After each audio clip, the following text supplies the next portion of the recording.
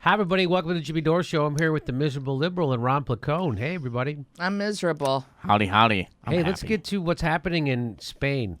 So I'll give you a very brief thumbnail. The people in a part of Spain want to secede from the nation of Spain. And so they held a referendum. You know, Scotland kind of did the same thing with the UK. And so they held a referendum to see, right? They wanted to vote on it. And the government of Spain did not want that vote to happen. So this is what they did to people who wanted to vote, who showed up to vote. These people weren't protesting. These people weren't being violent. They didn't break a window. They didn't yell at anybody. They didn't march in the streets. All they did was show up to vote. And this is what the government of Spain thought was appropriate response. This is what I call cops being cops. See that cop jump? He gave a flying kick. Now, these are just citizens. These are his fellow countrymen who are now sitting on steps inside of a polling place. And let's see how cops handle it. Cops going to be cops. Bam! What the hell? You see that guy? And then they just start throwing people down the steps. Women, see, they throw that woman down the steps. They're pulling people out by their hair. Watch, they're just throwing women down these steps like crazy. So you think they go, wow, I thought I was watching Occupy Wall Street. Turns out the cops are the same everywhere you go. Turns out cops are the same in Spain. Cops are the same. Look, they just hit that woman in the back of the head. Now they're going to look at them. Look what they're doing to women. Who all they did was vote, by the way. They want to vote. Watch, they're going to pull that woman's hair. See how they're pulling her hair? Grabbing her out of the room by her hair They come and out, kicking. they kick a guy. That's what so imagine if those were Muslims. That's how we pretend Muslims treat their women. That's how we treat our women who wanted to vote. That's Western democracy right there for you, baby. Isn't that nice? There's more to this.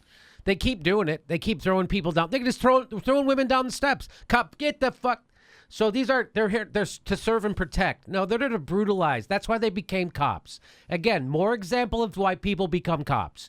Do cops do good things? Yes. Do cops do lots of horrible things and the wrong kind of people are attracted to that job? Yes. And it looks like it's global. Cops are thugs, and they do exactly whatever the government says. Doesn't matter if that government's right, wrong, indifferent. They're going to crack your head open. And they don't. And those are the kind of people they hire. Okay, this isn't about that. I mean, a little bit, because I wanted to show it, Ron. You know, it's not often that I'm going to say something like this, but Spain really should have called us here in the United States. We've come up with all kinds of nonviolent ways to suppress people from voting. They could have had it on a weekday. They literally sent thugs out there with sticks and bats and to beat the crap out of people, and that's exactly what they're doing because they wanted to vote, Steph. Do you think at all when their heads are completely covered that anonymity also inspires them to be even more brutal? Yes, it does. It certainly does. That they feel like they have anonymity because they have helmets on and nobody can tell who they are, and that's exactly what's happening. Yeah. So and you know what, Jimmy? We've had this conversation before. How oftentimes we see another cop brutalizing another human, right? And the cops sit or stand and do nothing. Right. So this guy just flew down the stairs, jumped on, kicked somebody, and he can't stop himself. And they're all going along with it. They keep doing it. But I'm telling you. Yeah, I mean, he looked like an excited kid to jump in a rain puddle, and right. It's like that's a person. That's a person he's jumping on. What are you doing? A person who, by the way, all they did want to vote. Yeah, they wanted to vote. They're but a cop will say someone wanting to vote is just as big of a criminal as someone who just robbed a store. So any chance for me to put my boot on someone's head, I'm doing it. That's who cops are. All right? I don't know how many videotapes you have to see. Anytime cops show up at a protest, that's when the violence happens, okay? These people are peacefully sitting there wanting to vote. So what's happening? Why is this happening? So they had a horrible, just exactly what happened here. They had the housing bubble in Spain, and it burst. And everybody, they had 50% unemployment for teenagers. Yeah, pretty much. If you're under 25, if you're under 25, 50% chance you don't have a job. Yeah, they had. So they're calling it the lost decade, from 2008 to now. They're calling that a lost decade in Spain. Because their GDP fell, and it has just now recently regained. Their GDP is now just recently, according to the Financial Times, just recently gotten back to the same level it was right when the crash happened. So they've Go ahead. Well, I was just going to say, like, when the year Spain won the World Cup a few years back, my sister was actually there. And she's like, I can't imagine this happening in the world. She said she did not see one person celebrating. So they didn't even care. That's how disenfranchised. So they implemented austerity in Spain just like they did everywhere, which is the wrong thing to do. That great economist Mark Blythe, who's been on the show, he's been on a lot of other people's shows now. He's gotten very popular.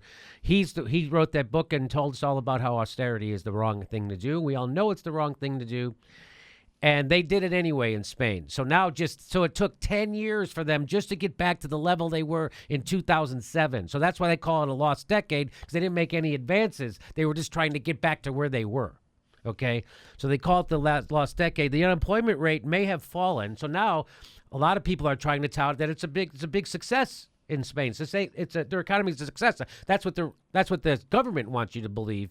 But the unemployment rate may have fallen sharply, but at 18.6%, it remains far above pre-crisis levels and almost double the Eurozone average. So that's another reason. So they're not in good financial shape, even though no matter what they tell you. They have almost 19% unemployment, and that's double the average for the Eurozone. So that's one reason. Mm-hmm. This is according to the Financial Times. Mr. Ultra is one of the many who bemoans the creation of a new class of working poor. Oh, where have we heard that?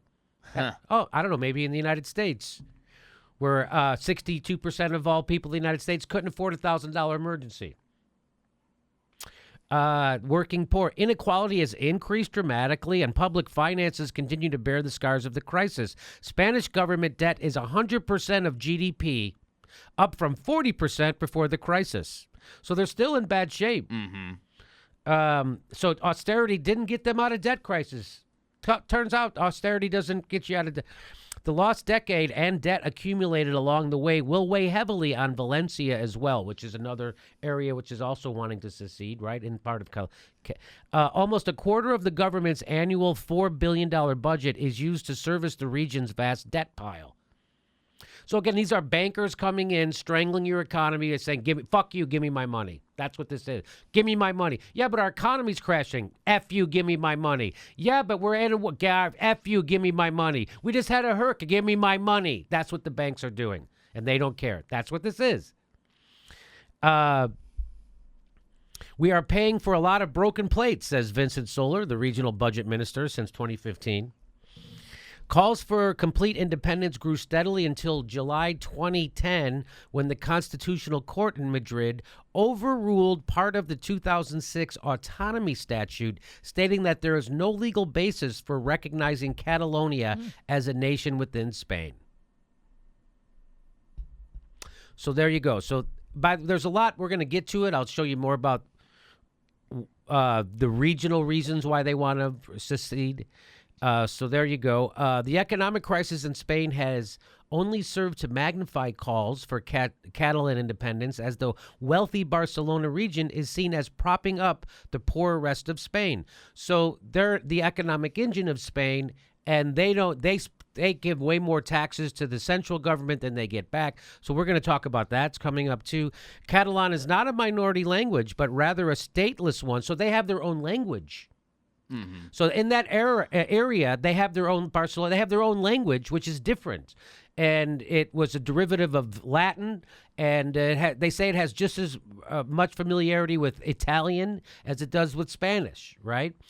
Yeah, and they have a history of wanting to secede. Yes, like it can be traced back to like the 17th century, and they say it's not uncommon for a lot of people in that region to not even identify as being Spanish. Part of Spain. So there's history here too. Yeah, so we'll get to that in a second. It's so their language. It's 9.5 million people speak it, and but they don't have their own state. It's a stateless tongue, they say. Not surprisingly, Catalans feel that the 14th most spoken language in the European Union should have the support of its own state. So that's when you look at it like that. Catalonia suffers a tax deficit. This is what we're talking about, where they send more money to the central government than they get back. The Spanish state of around 8% of its GDP, which in 2010 amounted to 16 billion, that looks like, of Catalan taxes that were paid to Madrid and not reinvested in Catalonia. So that's what we've been saying. They're paying more money than they're getting back, okay? This makes Catalonia the most highly taxed region in Europe. Did you know that? The most highly taxed region in Europe? And its schools, health services, roads, and infrastructure are suffering in comparison to supposedly poorer regions in Spain. So that's another thing. So they're taking money from that Catalonia region and spending it in other parts of Spain, and they have better stuff than they have in Catalonia. We're going to get to exactly what that stuff is. Furthermore, many decisions taken by central government have negative effects on the local economy. Here are two examples. Here's two quick examples. Barcelona's airport, despite being Spain's busiest airport some months of the year, still has no metro connection, a very poor train service, and out-of-date roads, while Madrid, Barajas, has train, metro, new roads, and there are plans for a high-speed AVE connection. So you see why they were like, hey, we feel like a stepchild of the country, right? AENA, the Central Airport Authority, also prioritizes intercontinental flights to Madrid, meaning there are no direct flights from many destinations to Barcelona, which has a detrimental effect on multinational business in Catalonia. The port of Barcelona is one of the busiest in Europe and is so profitable. It is so profitable, it subsidizes other Spanish ports that run at a loss. So this is the real engine of the country here, and they feel like they're not being really given their due. So the Port of Barcelona would be even more successful if it had a freight railway line that could take goods north into Europe, because ships from Asia that currently dock in Rotterdam could access the Mediterranean via the Suez Canal. Both Catalonia and the European Union have been lobbying for the so-called Mediterranean corridor, which would also benefit Valencia, Cartagena, Malaga, and Algeciras. All right, I think I said it right. But central government has blocked it. So the central government is blocking something that would be a boon to that area. Again, why are they blocking it? Because the Mediterranean corridor for years, because it doesn't pass through Madrid. So you see they're like, hey, let's just have our own car. We're sick of this shit. So according to, let's go, that is from the Washington Post. So they break it down a little bit more. They go, why do Catalonians want independence? Well, so here's what we're talking about, the historical. So now you get the economics, right? So you get the economics of why those people want to secede from Spain, right? Because they're their own, they speak their own language, they got their own goddamn economy, and they're not getting taken care of by the central government like they should be, okay? So they want to secede. They want to have a little democracy. Let's have a little vote. Why do Catalonians want to now here's the historical part of it. Washington Post will give you. So it's been, the fight for freedom has been a 3-century project, one that can be tracked back to 1714, when Philip V of Spain captured Barcelona. Since then, Catalonian nationalists have consistently pursued some degree of autonomy from Spain, and today Catalonia enjoys a broader degree of financial control over its regional finances than most other parts of Spain, but that isn't enough for many of its residents. As the Times article explains, many Catalans have grown to adulthood believing they were simply not Spanish. That's what Ron was talking about earlier. There's another issue, too. Catalonia is the richest region in Spain and the most highly industrialized, too, though we've been talking about this. It houses many of Spain's metalworking, food processing, pharmaceutical, and chemical industries. It also boasts a booming tourism industry thanks to popular spots like Barcelona. The region makes up about 16% of Spain's population and accounts for 20% of Spain's national economy. So it's really doing well. It's a great region. Catalans often complain that they contribute more in taxes than they get back. In 2014, Catalonia paid about $11.8 billion more to Spain's tax authorities than they got back. But as the BBC explains, the complexity of budget transfers makes it hard to judge exactly how much. Yeah, it does, I know. So how has Spain responded to this call? Well, we showed you the video at the top. Yeah. That's how they responded. They sent paid thugs, also known as policemen. By the way, there were some policemen, local policemen, protecting their polling places. From the thugs that were coming. So Yeah. So the local. Wow. So those, by the way, those are cops sent in. So those weren't, a lot of those weren't local cops. Mm-hmm. Those were cops sent in, and they were housing them on cruise ships. Wow. Yeah. That's kind of sick, right? Yeah, a little bit. Yeah, you have an invading army in your own fucking country? That's weird. Yeah. Spanish Prime Minister Mariano Rajoy has condemned the vote as illegal. Quote, I say this both calmly and firmly, there will be no referendum. It won't happen, he said. So to me, this is people overreacting. Spain's government's overreacting. This is also, I think, a lot of the bankers overreacting. This is they're afraid of people pulling out of the European Union. Yeah. I think that's got a lot to do with this. We'll see. Well, and it's definitely an internal thing that has history. Yes. And it's kind of gone back and forth. Like in 2006, Spain granted Catalonia nation status and taxation power. But then later in 2012, they were like, oh, wait, no, that's not constitutional. So it's like you give, then you take away. Then the Constitution does permit this, and then it doesn't. So there's a lot of history here. And why am I suspect of the Prime Minister, Mariano Rajoy, saying, I say this both calmly and firmly? Right. And he's a part of the problem who probably told everybody, commanded people to go beat the shit out of citizens. Of course he did. He's the head of the country. So it's just from the Washington Post. What do Catalans want? There's not a lot of good polling. And the surveys that do exist suggest the region is divided. One of the most recent opinion polls from July suggests that Catalans are about evenly split on the question of independence. 41% of those surveyed said they were in favor. 49% said they were opposed. I saw, so now you can't really go by the voting that happened yesterday because a lot of people were scared into not voting. And a lot of the voting polling places were, terrorized by the cops. But so this isn't, I don't know how reliable the number is, but I heard 80% of the people voted to it. 80% of the people who showed up to vote voted to secede or for independence. So again, that's what's so there you go. That's what's happening. That's why the cops are beating the crap out of everyone. And again, if you wanted to get more sympathy for the people who wanted independence, that's the way to do it. Go beat the crap out of them on camera. Throw women downstairs, pull them by their hair, be brutal in every way possible, show complete disregard for other human beings. Because why? Because they're going to pay you $25 an hour to do it, or wherever they get paid to do. Can you imagine that? What do cops get paid? $30, $40 an hour, and what do? To go brutalize some? Here's $40. Go beat the shit out of people for an hour. Think about that. Here's $40. Go beat the shit out of people for an hour. What? A normal person wouldn't take that job. Okay, so just keep that in your mind. What kind of people take those jobs? Okay, so that's, again, I get off track, but that video is pretty stunning. Disturbing, put it that way. Oh, yeah. So now we know what's happening. I don't know how it's going to turn out. I'm all for them seceding. I'm all for independence. Well, I think, Jimmy, when we're sitting here and we're thinking about how disturbing that video is, it's because we know there's no recourse. No, there's none. That's power just exerting its power, and that's what cops do. Again, it doesn't matter where they are.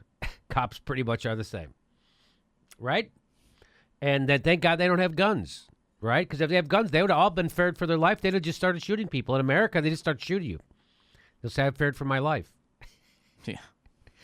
Okay, so I hope I broke it down for you, what's going on over there. People want their independence, and they want to do it in a democratic way. And to me, that sounds like a good idea. Of course, Spain's not going to let that happen, and they're going to crush it with force. So I don't hear anybody on the news yelling about the force being used. Did you hear anybody? I don't know. I'm not watching it as closely as maybe you are. Yeah, you would think. Just imagine if those were ISIS people doing that to women, throwing them down. Yeah. If that was Al Qaeda or something. Look, they take women and throw them down a step. They pull women by their hair out of polling places because they don't want them to vote. That's how much they hate democracy, ISIS. No, that's the Spanish police. That's Western democracy. There you go. That's in the European Union. Yeah, and when you went this much back and forth on your internal struggle, then you should have, at the very least, let the vote move forward. Right. And then take it from there. I mean, it's amazing that was their reaction. Yeah. It's like breaking into people's houses to stop you from doing yoga. It's like, this is bad. Right. Yeah. It's like they're just inside of a building voting. Why? Go beat their heads in. Isn't that crazy? Yeah, Yes, it is crazy. But talk about that. To me, that's capitalism's death rattle. That's what that is. That's what capitalism, that's how it responds. That's what capitalism is. You are not leaving this European Union, especially not with your big economy, the part that really drives the engine that drives this country. You're not leaving that European Union. Well, it's the point where capitalism marries fascism. Yes. Because it's like, we will stop you by force. Yes. From changing the status quo. Yes, this is capitalism meeting fascism. I should read up more on about that. I'm sure someone has it laid out how that's the normal course of things. Right? That capitalism leads to fascism. Oh, yeah. Yeah, we didn't just come up with that. We see it everywhere. We see it everywhere in the United States, capitalism leading to fascism. Capitalism leading to death. People can't even get health care because of capitalism. Right? Russia has universal health care. We don't.